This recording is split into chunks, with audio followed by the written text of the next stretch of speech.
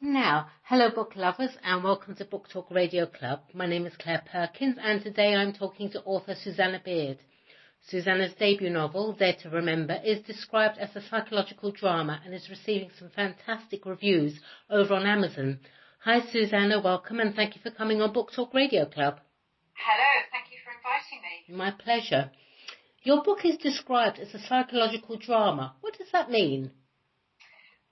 It's a thriller really, but it's more of a on the psychological side than it is on the actual action side, I suppose. So it is a sort of a thriller, and it's mostly about the characters rather than the actual events and things happening. So Right. I suppose it's kind of a thriller, but I like to call it a drama. Fair enough. Well, it's called Dare to Remember, as I said, and it's about a woman that overcomes an horrific and traumatic event in her life. Can you tell Book Talk Radio Club's listeners a bit more about the story without, of course, spoiling the plot? Yes, and in fact, you know what the trauma is from almost the beginning. And the story is really about the recovery of my main character from this traumatic event, during which she was attacked and her best friend was killed. And the story is that Lisa, my main character, wakes in hospital and can't remember what happened to her or why her friend died or why they were attacked in the first place by this person who she used to know. So the story really follows her recovery. She tries to hide herself away from everybody while she sees a therapist, and bit by bit she realises that she's got to find out the truth before she can recover properly. Right, so she recovers over time. It's not like a sudden remembrance, as it were. She just recovers over time.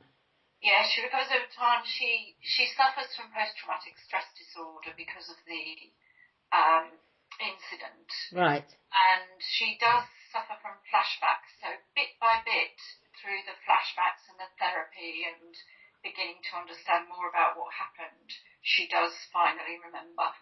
Interesting. An interesting idea. So you're now an official author. Congratulations with your with your first published book. What was the proudest moment for you? The first sale or the first positive review?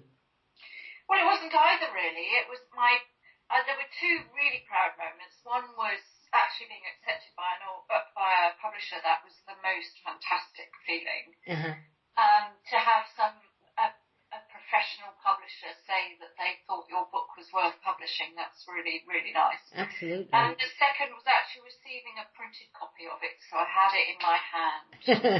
And it was real, finally. I know. It's that feeling, isn't it? Actually, it's real. I've got my first book. It's in my hand. It's a really nice feeling, I know. Your writing has been described as beautifully taught and controlled. Did you attend a writing course to attain such munificent praise?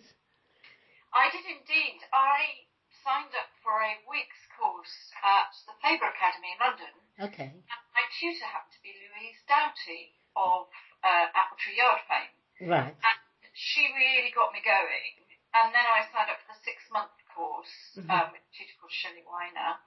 And really that group was just fantastic. And during that course I finished the book.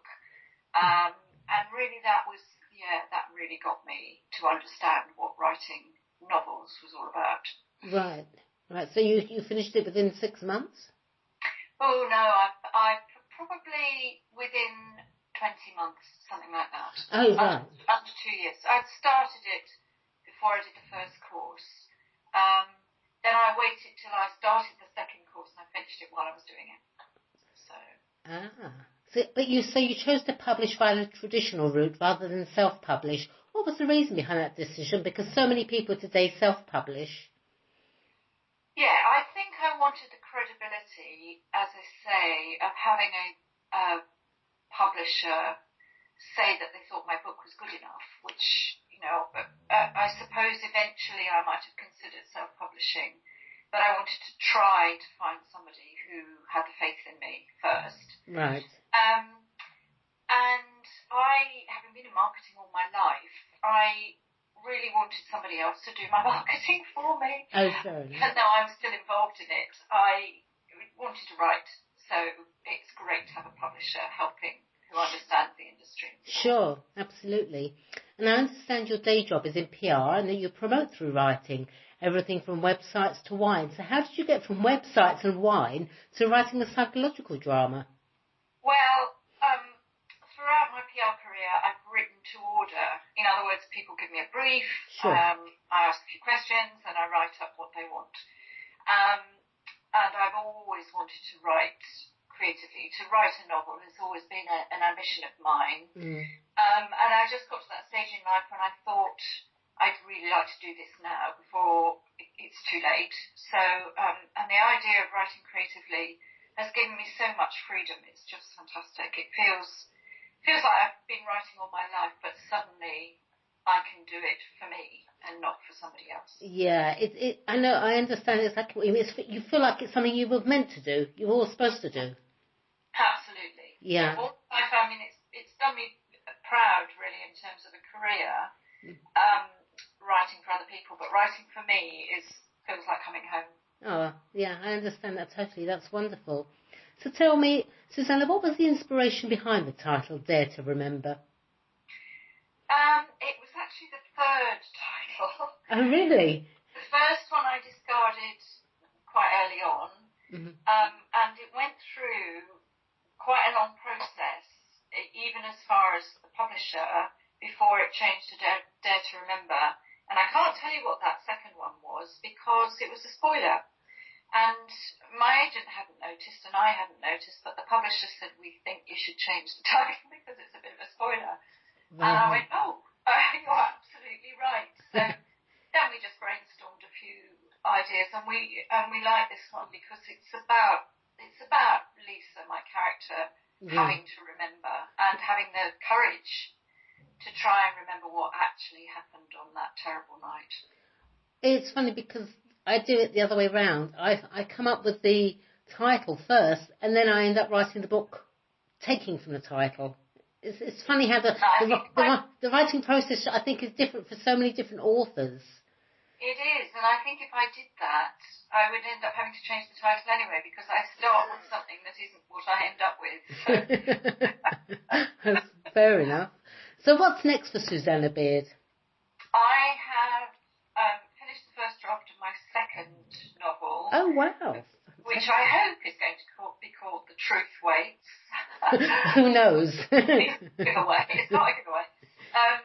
I have got a bit more work to do on it though, so I need to really get down to the editing, which is it's going to be quite a lot of work, I think. I've done probably half the editing, but it's a process, as you know. Sure. And so I've got a bit of work to do on that, and I've even got the idea for the one after that, so...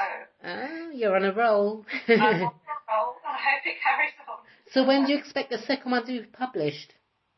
Well, that's a very good question. I mean, the publisher needs to like it first, and then, decide whether it needs editing and so on. So it could be, I hope, quite quickly, but, maybe a year or so from now.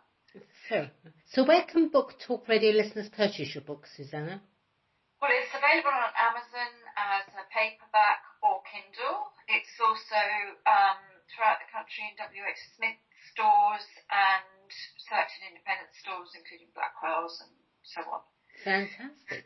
So people can go on holiday and they'll go into WH Smith in the airport and they'll say, oh, look at that. There's Dare to Remember. Hopefully they will, and hopefully they'll take it with them and enjoy it. Exactly. Well, you know if they will, because then you'll see lots of people with kind of white faces. Yes, exactly, and brown hair. Quite. All right, thank you, Susanna. That was absolutely fascinating. Please come back on Book Talk Radio when you publish your next book. I'd love to chat with you and hear more. In the meantime... Sorry? Thank you, I'd love to. Oh, great, that's wonderful. In the meantime, good luck for the future, and thank you everyone for listening to Book Talk Radio. Bye, Susanna.